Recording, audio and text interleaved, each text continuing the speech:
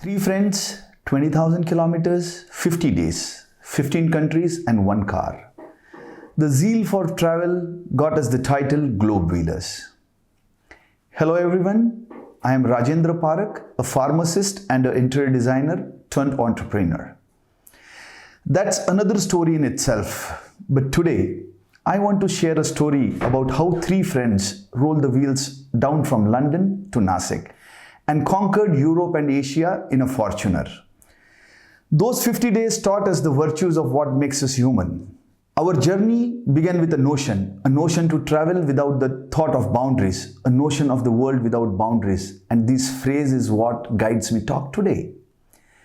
Like every trip does, our begins with a decision to, travel. No go on a road trip or a trip to the mountains or the beach, just a trip. Ashish might at one point have suggested taking the next plane out of Mumbai with minimal resources and winging it. A couple of days later, we came across someone very passionate about travel and road trips, Tushar Agrawal. It was his book, Road Affairs, that instilled the possibility of this trip happening. So we decided to go see him.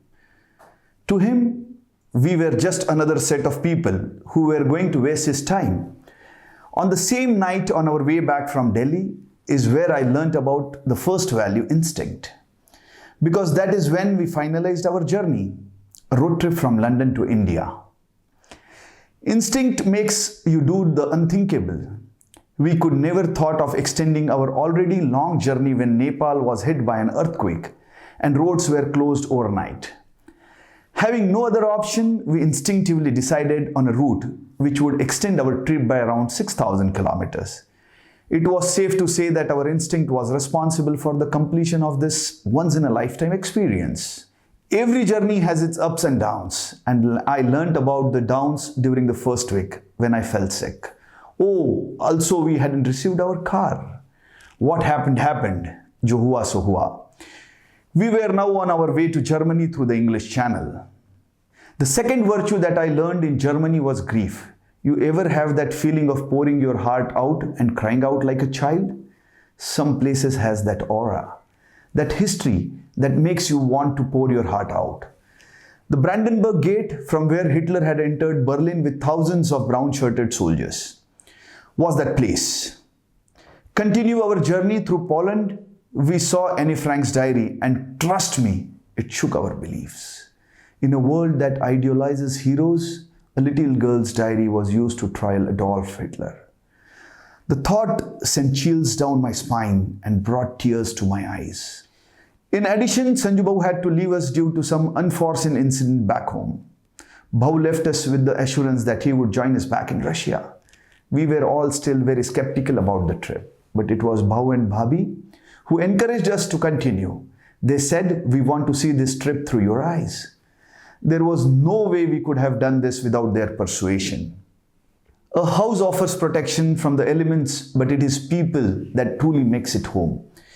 Being out on the road made me homesick. The longing for dal bati was real, and Kazakhstan made us feel right at home.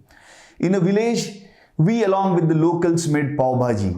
As we were having our meals, I noticed a group of women watching something familiar on the television. Thinking about my amusement on seeing Smriti Irani and our eternal favorite Saas Bhi Kabhi Bahu Thi. Watching TV, eating pav bhaji, all I could think about was the fact that Saas aur Bahu ka jhagda is universally entertaining for everyone, and at that moment, in spite of being 10-15,000 kilometers away from home never felt closer. In Kyrgyzstan, we met another traveler. To our surprise, he was a VP at IBM and an explorer. In the truest sense of the word, he set out to camp in the middle of nowhere in the countries like Afghanistan. It was while talking to him that I realized the third virtue that makes us human is home. And after 50 days of improvising, meeting people, interacting with cultures and building relations, we were back home. This journey was our dream and we were able to achieve it. That is all that mattered. Reaching India in our car meant so much to us.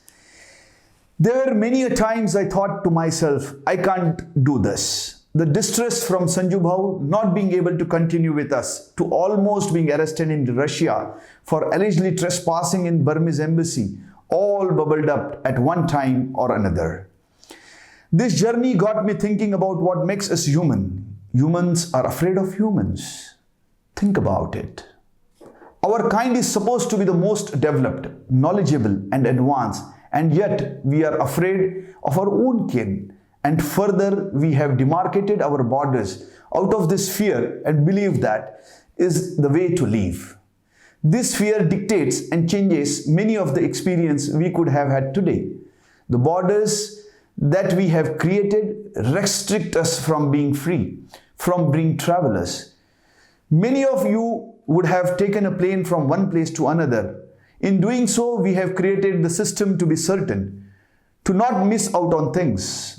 But this system has stagnated our creativity and our desire to improvise, to explore, and most importantly, to enjoy. Yes, there are people who are evil, who mean harm, but they are the minority, and for every one evil person, there are thousands and thousands of wonderful people out there. Trust me. I have been across half the world in a tin can, and nowhere did I find people with malice. I can go as far to say that all humans have a certain degree of inherent goodness at their core. To all of you I say, it is okay to be uncertain. It is okay to not know. It is okay to improvise, because life doesn't really always go as planned. And to improvise, you need courage. Courage to cross certain boundaries that are physical, mental, and spiritual. And believe me, after kilometers of riding, we discovered that most of these boundaries were imaginary, and it was humanity at its core which helped us to complete this journey.